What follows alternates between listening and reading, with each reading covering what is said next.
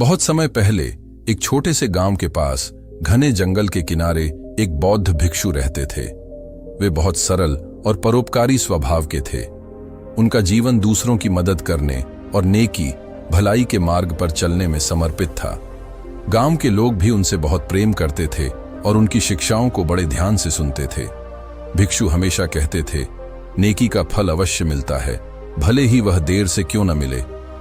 दयालुता का कार्य। एक दिन भिक्षु जंगल में ध्यान करने के लिए गए थे। ध्यान समाप्त करने के बाद जब वे वापसी कर रहे थे तो उन्होंने रास्ते में एक घायल कबूतर को देखा। वह बेचारा दर्द से तड़प रहा था।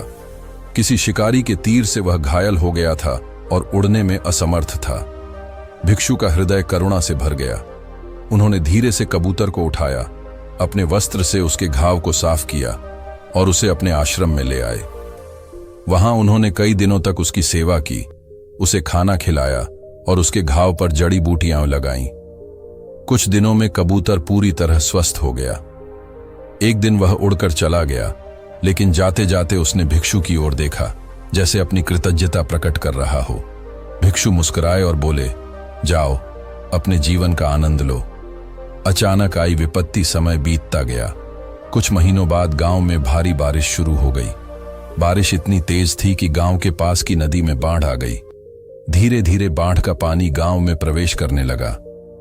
गांव के लोग बहुत डर गए। उनके घर बहने लगे, उनके भोजन और सामान पानी में डूब गए। इस कठिन समय में भिक्षु ने गांव वालों की मदद करने का निश्चय किया। उन्होंने अपने आश्रम को आश्रय स्थल बना दिया और वहां पीड़ितों को रहने की जगह दी। जो लोग भूखे थे उन्हें भोजन दिया। कई दिनों तक वे गांव वालों की सेवा करते रहे। उन्होंने अपनी कोई चिंता नहीं की, बस दिन रात दूसरों की मदद में लगे रहे। नेकी का फल, लेकिन लगातार मेहनत और कम भोजन मिलने के कारण भिक्षु खुद बीमार पड़ गए। उनके पास खाने के लिए कुछ नहीं बचा था और शरीर भी कमजोर हो गया था। वे आश्रम में अकेले थे। गांव वाले भी अपने घरों को दोबारा बसाने में व्यस्त थे। उसी रात जब भिक्षु ध्यान में बैठे थे, अचानक उन्हें आश्रम के बाहर हलचल सुनाई दी। उन्होंने देखा कि बहुत सारे पक्षी वहां आए थे। उन्हीं में वह कबूतर भी था जिसे उन्होंने कुछ महीने पहले बचाया था। वह अपने साथ कई अनाज के दाने और छोटे छोटे फल लेकर आया था। बाकी पक्षियों ने भी पेड़ों से गिरे फलों को उठाकर वहां रख दिया। भिक्षु ने मुस्कुराते हुए हाथ जोड़े और कहा, हे प्रकृति, तेरी कृपा अपरंपार है। नेकी का फल हमेशा मिलता है, भले ही देर से क्यों न मिले।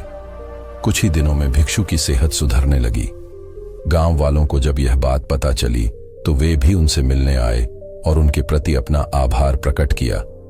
सीख। इस घटना के बाद गांव वालों ने भिक्षु की सीख को और भी गंभीरता से लेना शुरू कर दिया।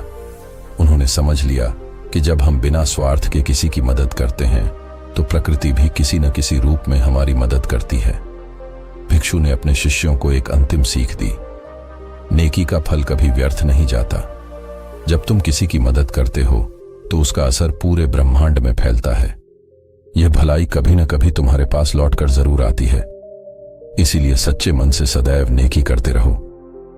उस दिन के बाद से गांव के लोग पहले से अधिक परोपकारी बन गए और भिक्षु की शिक्षाओं का पालन करने लगे।